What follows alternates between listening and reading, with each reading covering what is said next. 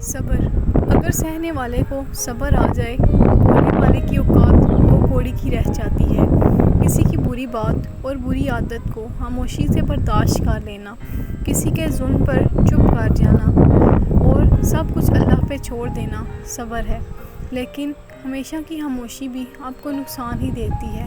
جہاں بات حق و باطل کی آ جائے وہاں حق کا ساتھ دیں اور حق کے لیے آواز اٹھائیں۔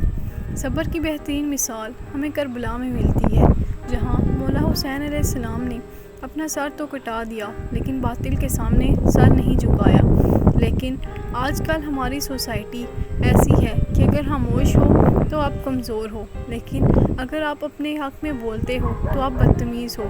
تمیز سے بھی بات کرو تو حق اور سچ بات کڑوی ہی لگتی ہے، اور اگلے بندے کو جب آپ کی بات پسند نہیں آئے گی تو اس نے ہماری بات کو بدتمیزی کا نام لینا ہے۔ مجھے کسی نے کہا تھا کہ اپنے حق کے لیے لازمی بولو، لیکن آج وہی انسان شاید اپنے حق میں لڑتے لڑتے ناکام ہو چکا ہے، اور آج اسی انسان نے مجھے کہا کہ بیٹا بولنے کا اب کوئی فائدہ نہیں۔ لوگ آج کل ایسی صلاحیت کے مالک ہیں کہ ہم ٹھیک بھی ہیں تو ہمیں ہی غلط ثابت کر دیتے ہیں، تو بہتر ہے کہ سب اللہ پہ چھوڑ دو۔ I felt that۔ صبر بھی دو طرح کا ہوتا ہے۔ ایک انسان جب دنیا کے ظلم سے تنگ آ جائے تو وہ سب کچھ اللہ پہ چھوڑ دیتا ہے اور خاموش ہو جاتا ہے، اور سب صرف اللہ کی ذات کے لیے ہی کرتا ہے۔ اس انسان کی خاموشی سے خوف آتا ہے جب وہ ہر انسان کی اچھی بری بات سنے، اسے برداشت کرے اور خاموشی سے اسے ہنس کر گزار دے۔ شاید وہ منہ سے بد دعا نہیں کرتا، لیکن اس کے دل کی تکلیف سے تو اللہ بہترین واقف ہے۔ نہ جانے انسان کو خوف کیوں نہیں آتا اس انسان کی خاموشی سے۔ بہرحال آج کا انسان تو اللہ سے خوف نہیں کرتا تو اپنے جیسے انسان سے کہاں خوف کرے گا۔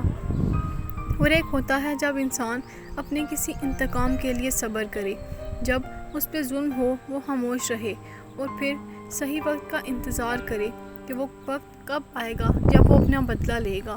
یہ ہے انتقام کے لیے صبر۔ لیکن کیا ہو اگر وہ انسان جب بدلہ لینے کی بہترین صلاحیت رکھتا ہو لیکن وہ تمہیں معاف کر دے، کیا کیفیت ہوگی وہ بھی۔ ظلم کرتے وقت تو تم نے کامیابی حاصل کر لی، لیکن معاف کرتے وقت وہ انسان اپنے ظرف کے اعلیٰ درجے پہ ہوگا۔ اللہ پاک ہم سب کو صبر کرنے کی توفیق عطا فرمائے، کیونکہ بے شک اللہ صبر کرنے والوں کے ساتھ ہے۔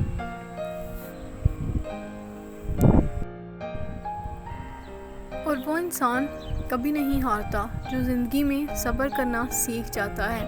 بعض دفعہ ایسا ہوتا ہے کہ آپ کسی انسان کو دیکھنا تک نہیں چاہتے، لیکن اپنی فیملی کے لیے صبر کرنا پڑتا ہے، خاموش رہنا پڑتا ہے، کیونکہ شاید ہماری کسی بات سے ہمارے ہی گھر کا سکون برباد ہو جائے، ہمارے ہی گھر میں بے سکونی پیدا ہو جائے۔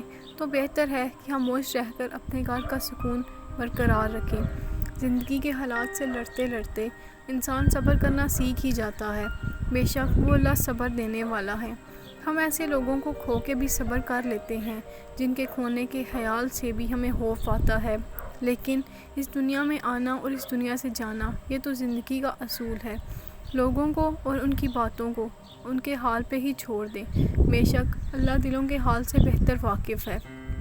امام علی علیہ السلام کا فرمان ہے، صبر دو طرح کا ہے، جو ناپسند ہے اسے برداشت کرو اور جو پسند ہے اس کا انتظار کرو۔ صبر آنے میں بہت وقت لگتا ہے، کچھ تکلیفوں کو سہتے سہتے بہت وقت لگ جاتا ہے، لیکن وقت کے ساتھ صبر آ ہی جاتا ہے۔ وہ کہتے ہیں نا، صبر وقت مانگتا ہے اور وقت صبر مانگتا ہے۔ میں کچھ دن پہلے مولانا طارق جمیل صاحب کا ایک بیان سن رہی تھی جس میں وہ کہہ رہے تھے، صبر سیکھ لیں، اللہ جانتا ہے، وہ جانتا ہے کہ آپ کب اور کن حالات سے گزر رہے ہیں، کیونکہ یقین کریں کہ وقت بدل جائے گا، کیونکہ تبدیلی دنیا کا اصول ہے۔ اللہ پاک ہم سب کو صبر کرنے کی توفیق عطا فرمائے، آمین۔